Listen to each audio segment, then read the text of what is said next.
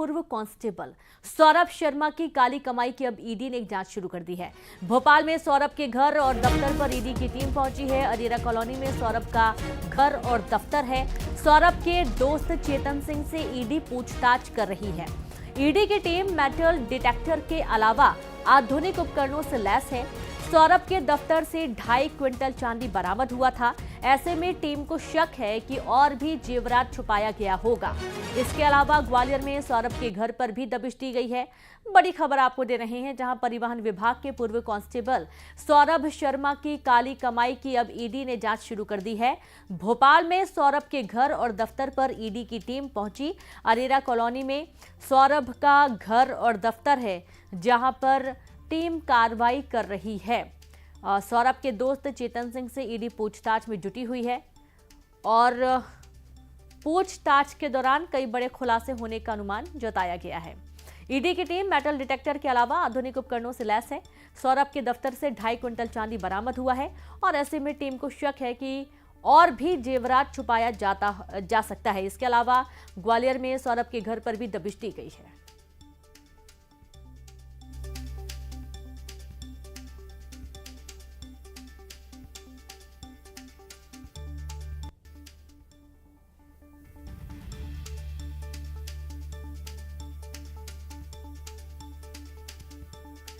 तो metal detector के साथ टीम पहुंची है और ऐसा शक है कि और भी कुछ बड़े खुलासे हो सकते हैं, और भी कुछ सोना या चांदी छुपाया जा सकता है।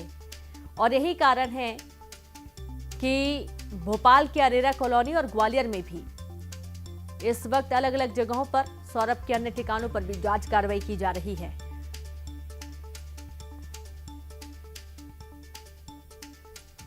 और सीधे रुक करेंगे, संवाददाता शैलेंद्र जुड़ गए। शैलेंद्र, अरेरा कॉलोनी में जांच की जा रही है क्योंकि शक है। मेटल डिटेक्टर मशीन लेकर पहुंचे हैं ताकि और भी अगर कोई सोना या चांदी छुपाया गया हो तो उसको भी पकड़ा जा सके।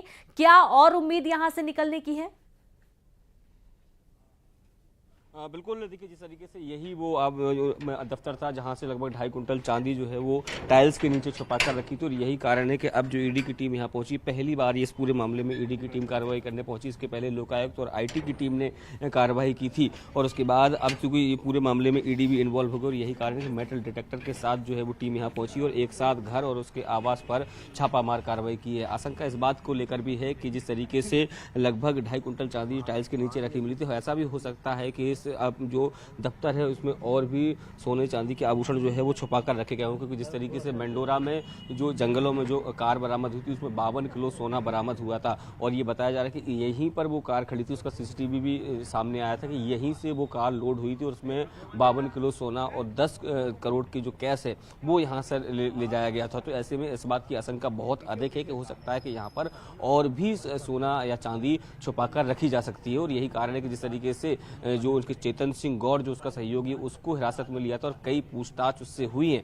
तो ऐसे में आशंका इस बात को लेकर भी है, अनुमान इस बात को लेकर भी है कि कई अहम खुलासे जो है उसने अपनी पूछताछ में बताए होंगे, और उसी के आधार पर अब ईडी की टीम यहां पहुंची है। देखिए, मैं बता दूं कि सबसे पहले इस रेड को लोकायुक्त ने अंजाम दिया था, लेकिन जिस तरीके से मेंडोरा के जंगल में जो एक इनोवा गाड़ी मिली थी जिसमें भारी मात्रा में गोल्ड और कैश था, उसके बाद आईटी की टीम इसमें इन्वॉल्व हो गई थी। लेकिन जिस तरीके से इसमें फंडिंग को लेकर तमाम तरह की अनियमितताएं जब सामने आई तो सीधे तौर पर मनी लॉन्ड्रिंग का ये मामला नजर आने लगा था, और यही कारण है कि ईडी इस मामले में कार्रवाई कर रही है। तो राजधानी भोपाल के अरेरा स्थित जो कॉलोनी में उसके घर और आवास पर छापामार कार्रवाई हो रही है। उसी के साथ ही मैं बता दूं कि ग्वालियर में भी पैरेलल तरीके से कार्रवाई की जा रही है, क्योंकि ग्वालियर का रहने वाला सौरभ है और जो चेतन जो है वो भी ग्वालियर का ही रहने वाला, और यही कारण है कि वहां पर भी कार्रवाई को अंजाम दिया जा रहा है। यहाँ पर 1 दर्जन से अधिक जो अधिकारी हैं वो यहाँ पर पहुंचे हुए, इतने ही अधिकारी जो है उनके घर पर पहुंचे हुए। हालांकि उसने लुकआउट नोटिस जारी होने के पहले एक अग्रिम जमानत के लिए याचिका लगाई थी, लेकिन उस अग्रिम जमानत याचिका को खारिज कर दिया गया और उसके पीछे ये कहा गया कि जो तर्क जो दिए गए हैं वो न्याय संगत नहीं है। हालांकि उनके वकील ने कहा था कि लोकायुक्त इस पूरे मामले पर कार्रवाई नहीं कर सकता है क्योंकि वो अब बीआरएस ले चुके हैं, लेकिन उसके बावजूद भी यहाँ पर देखिए जो कार्रवाई है वो लगातार जारी है और अभी तक सौरभ जो है वो पुलिस गिरफ्त से बाहर है। तो ऐसे में जब तक सौरभ की गिरफ्तारी नहीं होती है तब तक बहुत तरह की आशंकाएं, कुछ शंकाएं या बिल्कुल अनुमान जो बिल्कुल है शैलेंद्र, वो लौटेंगे लगाए आपके जा पास, रहे हैं। लौटेंगे जो और जानकारी लेने के लिए सीधे रुक करेंगे ग्वालियर का। हमारे साथ सुशील भी जुड़ गए हैं। सुशील, सौरभ शर्मा के घर पर रेड, आईटी और दूसरी एजेंसियां भी मौके पर पहुंची हुई हैं। कौन कौन सी एजेंसियां हैं, कहां तक जांच कार्रवाई पहुंच रही है अभी? बिल्कुल, देखिए ग्वालियर का ही रहने वाला था पूर्व परिवहन आरक्षक सौरभ, और यही वजह है कि ग्वालियर में उसकी बड़ी संपत्तियां हैं। और आज ग्वालियर के इस विनय नगर इलाके में स्थित सौरभ का जो पुश्तैनी मकान है डॉक्टर आर के शर्मा के नाम से, इस मकान में कार्रवाई चल रही है। सुबह से ही बताया जा रहा है कि यहाँ जो इनकम टैक्स एजेंसी है, इसके अलावा अन्य एजेंसियों के लोग भी यहाँ सुबह से ही पहुँचे इस मकान पर कार्रवाई करने के लिए। और साफ तौर पर कहीं ना कहीं इस मकान पर सुबह से जब रेड की जा रही है तो देखा जा रहा है कि इसमें जो सौरभ का काफ़ी वक्त बीता था और इस मकान के अंदर लगातार कार्रवाई की जा रही है। अफसरों की टीम मौजूद है। बताया ये जा रहा है कि ये जो कोठी है, इस कोठी के अंदर जो है सीआरपीएफ के जवान भी आप देख सकते हैं कि मौजूद है, जो यहाँ पूरी सुरक्षा व्यवस्था के बीच जो है चारों तरफ तैनात किए गए हैं ताकि किसी तरह से यहाँ कोई आवाजाही अंदर ना हो पाए। और इसी के चलते जो है ये रेड की कार्रवाई लगातार चल रही है। और माना जा रहा है कि इनकम टैक्स डिपार्टमेंट के साथ कुछ और एजेंसी इसमें इन्वॉल्व हो सकती है, क्योंकि ये जो मकान है, इसके अलावा सौरभ की ग्वालियर में भी और कई संपत्तियों की होने की जानकारी सामने आई है।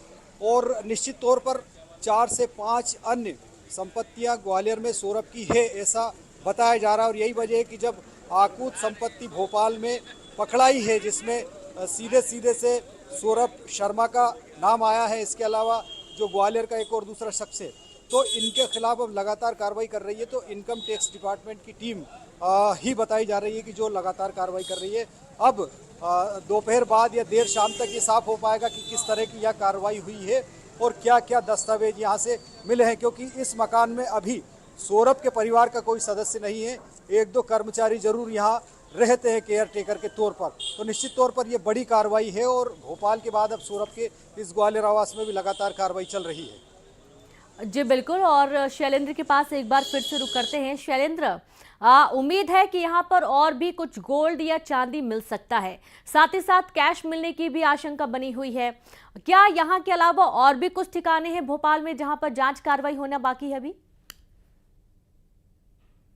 देखिए, मैं भोपाल की अगर बात करूं तो भोपाल के 2 ठिकानों पर ये कार्रवाई को अंजाम दिया जा रहा है। एक तो जो अरेरा कॉलोनी में इसका जो दफ्तर है यहाँ पर, और दूसरा इसका जो घर है वो भी इसी अरेरा कॉलोनी में आता है। दोनों ही जगह ही लगातार कार्रवाई की जा रही है। बताया जा रहा है कि 8 बजे के आसपास जो है वो टीम यहाँ पहुंची थी। और देखिए कितनी गोपनीय कार्रवाई है कि स्थानीय पुलिस तक को जानकारी नहीं मिली थी, और बाद में जब मीडिया के जरिए खबरें सामने आई कि यहाँ पर छापामार कार्रवाई की गई, उसके बाद जो है लोकल पुलिस यहाँ पर पहुंची और उनसे संपर्क किया है। इसके साथ ही इंटेलिजेंस के कुछ अधिकारी भी अभी कुछ देर पहले यहाँ पहुंचे थे। उन्होंने भी जो यहाँ पर अधिकारी उनसे बातचीत की और पता करने का प्रयास किया है कि कौन कौन सी टीमें हैं जो यहाँ पर कार्रवाई को अंजाम दे रही है। देखिए, सौरभ शर्मा से जुड़े जो ठिकाने हैं उन पर यह पूरी कार्रवाई को अंजाम दिया जा रहा है, चाहे राजधानी भोपाल का उसका घर या आवास हो या फिर ग्वालियर का जिस तरीके से उसका पुश्तैनी आवास हो, वहां पर इस कार्रवाई को अंजाम दिया जा रहा है। निश्चित तौर पर यह माना जा रहा है। शैलेंद्र, एक सवाल और है यहाँ पर, एक सवाल और है। जमानत के लिए उसने याचिका भी लगाई और वो आया भी देश, लेकिन वो गिरफ्तार नहीं हो पाया। पुलिस टीम के लिए क्या ये एक बहुत बड़ी चुनौती है कि सौरभ शर्मा को सलाखों के पीछे लाया जाए?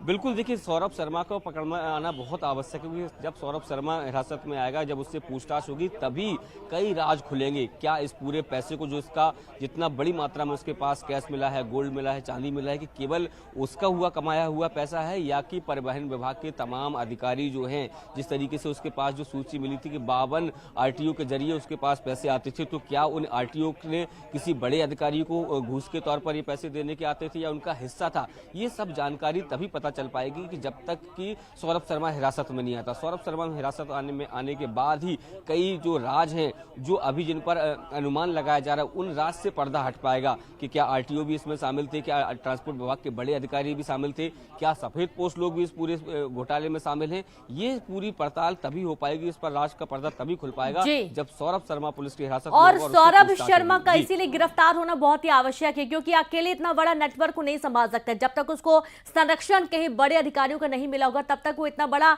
जो इसने अकूत संपत्ति जोड़ रखी है, ये पॉसिबल ही नहीं है। शुक्रिया आप दोनों का तमाम जानकारी के लिए।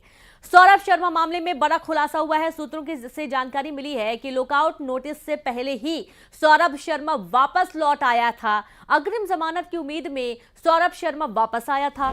कोर्ट में अग्रिम जमानत की याचिका लगाई गई थी, लेकिन कोर्ट ने याचिका को खारिज कर दिया था। वहीं सौरभ शर्मा के वकील ने लोकायुक्त की टीम पर भी सवाल उठाए हैं।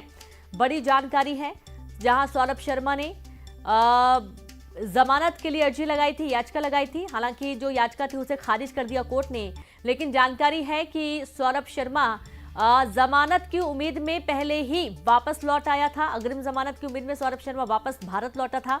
कोर्ट में अग्रिम जमानत की याचिका लगाई गई थी, जिसे कोर्ट ने खारिज कर दिया था और वकील ने लोकायुक्त की कार्रवाई पर भी सवाल उठाए हैं। महाराज, ये हम उनको सहयोग करेंगे, पूरा जांच में पूरा सहयोग करेंगे, लेकिन हमको फ्री करें अभी हमारे ऊपर उल्टी सीधी धारा लगा देंगे। इसलिए हमको बताएं कि ये धारा लगी है आपके ऊपर, आपको अग्रिम जमानत मिल जाएगी, हम पूरा सहयोग करेंगे और जो माननीय न्यायालय शर्त लगाएगा उसका पालन करेंगे, उसके लिए हम बाध्य हैं। आप छापे पे भी सवाल उठा रहे हैं। छापे तो गलत ही छापा है जी, छापा ही गलत कैसे गलत है? ये लोक सेवक है ही नहीं। लोक सेवक मतलब जो शासकीय सेवक है उसके यहाँ छापा डाल सकते हैं, उसकी परमिशन लेंगे आप। लेकिन जो लोक सेवक ही नहीं है, जो लोक सेवक के दायरे में नहीं आता, उसके आप छापा नहीं डाल सकते। मेरा सवाल ये है, ये क्वेश्चन मेरा आखिरी तक रहेगा, इसलिए इसकी FIR ही गलत दर्ज हुई है। और चलिए इस वक्त सीधी तस्वीर आपको दिखा रहे हैं, जहां